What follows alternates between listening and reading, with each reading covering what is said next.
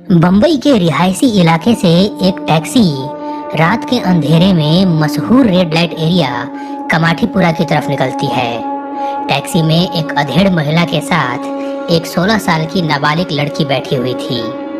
वो टैक्सी एक बड़ी सी कोठी के सामने रुकी और वो अधेड़ महिला उस लड़की को जबरन खींचते हुए अंदर ले गई। जिसे वो अपनी मौसी समझ रही थी, वास्तव में वो उस कोठे की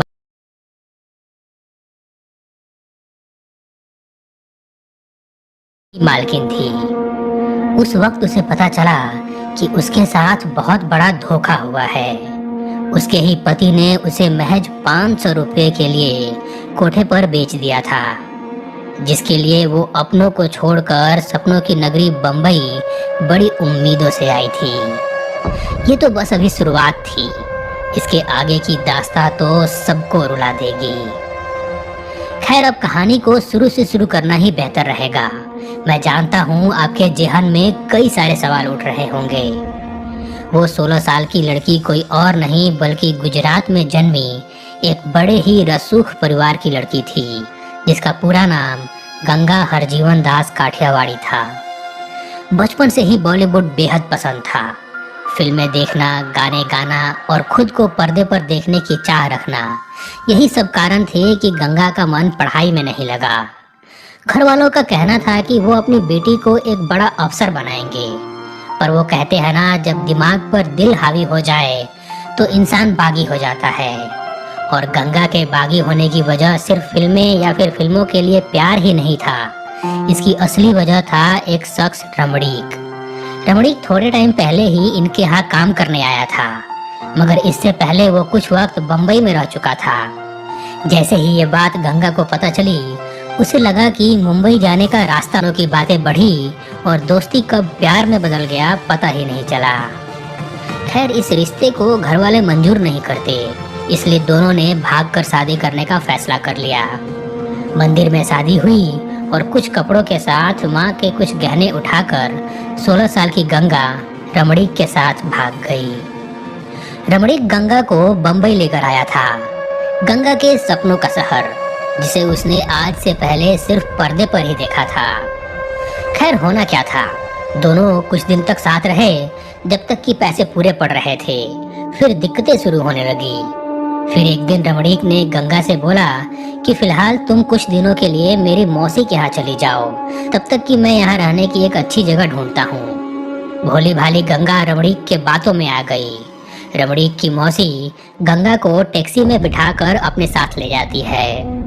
गंगा को दरअसल इस बात की भनक भी नहीं थी कि उसके पति रमणीक, जिसके भरोसे वो सब कुछ छोड़ कर आई थी, आज उसे महज 500 रुपये के लिए एक वेश्यालय में बेच दिया था।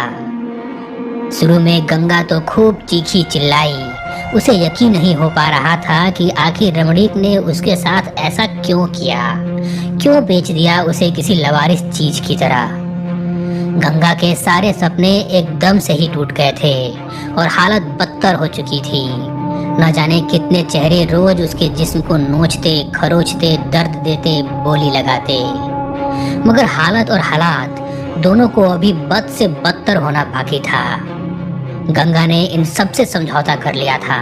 उसने इस सच को अपना ही लिया था कि वो अब यहाँ से कहीं नहीं जा सकती, न ही अपने घर काठियावाड़ और न ही अपने पति के पास, जो सिर्फ अब नाम का था। कुछ ही दिनों में गंगा पूरे कमाठीपुरा में चर्चित हो गई। ऐसे में एक शौकत खान नाम का पठान गंगूबाई के दरवाजे पर दस्तक देता है। शौकत बम्बई का डॉन तो नहीं था, लेकिन खुद को डॉन से कम भी नहीं समझता था। शौकत खान गंगा के पास जाता है। वो वैसी दरिंदा उसे नोचता है, मारता है, पीटता है और बिना पैसे दिए वापस चला जाता है। गंगा इस बार भी हालत से समझौता कर लेती है, खुद को किसी तरह मना लेती है, मगर हालात को शायद ऐसा मंजूर नहीं था। शौकत खान एक बार फिर आता है और गंगा के साथ जबरन रात गुजारता है, और इस बार तो गंगा की हालत इतनी बदतर हो जाती है कि उसे अस्पताल भर्ती कराना पड़ जाता है। अब गंगा के पास दो रास्ते थे, या तो जो हो रहा है उसे होने दे, ठीक होकर जाए और फिर वापस इसी अस्पताल में आने के लिए खुद को तैयार करती रहे, या फिर जो हो रहा है उसे बदलने की कोशिश करे। गंगा ने दूसरा रास्ता चुना क्योंकि उसने सुना था कि बम्बई में हर बाप का एक बाप होता है और इस शौकत खान के बाप का नाम था करीम लाला। करीम लाला अपने वक्त का मशहूर डॉन था, असूलों वाला डॉन। फिर क्या था, गंगा ने न आव देखा न ताव करीम लाला से इंसाफ मांगने उसके घर पहुंच गई।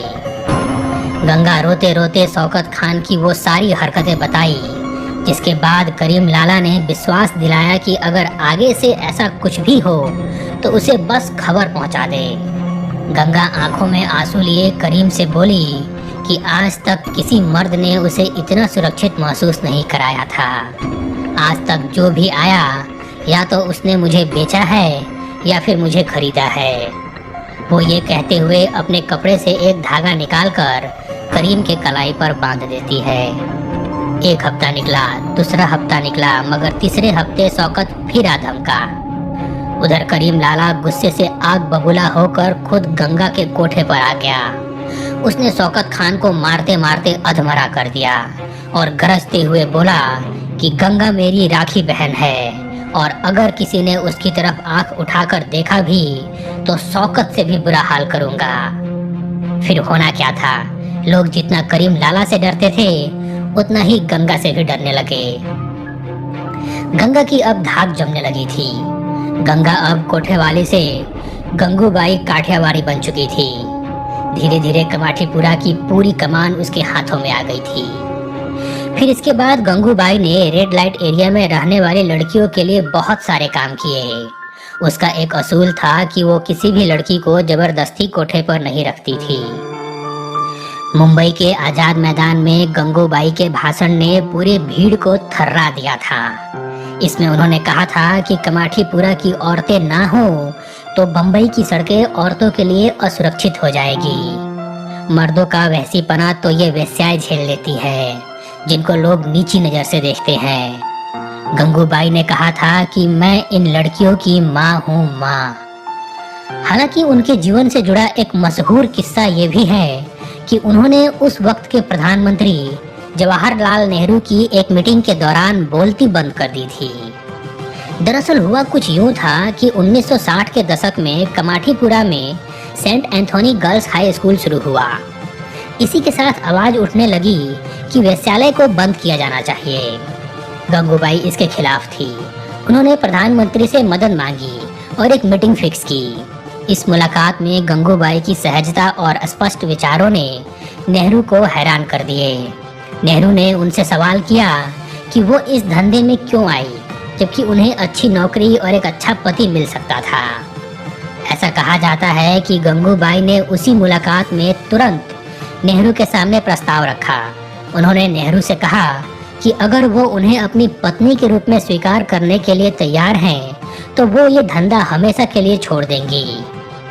इस बात से नेहरू स्तब्ध रह गए थे। उन्होंने गंगूबाई के बयान से असहमति जताई।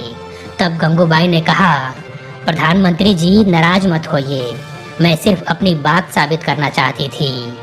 सलाह देना आसान है लेकिन उसे खुद अपनाना बहुत ही मुश्किल। नेहरू ने इसके खिलाफ कुछ भी नहीं कहा। मुलाकात खत्म होने पर नेहरू जी ने गंगूबाई से वादा किया कि वो इनकी मांगों पर ध्यान देंगे।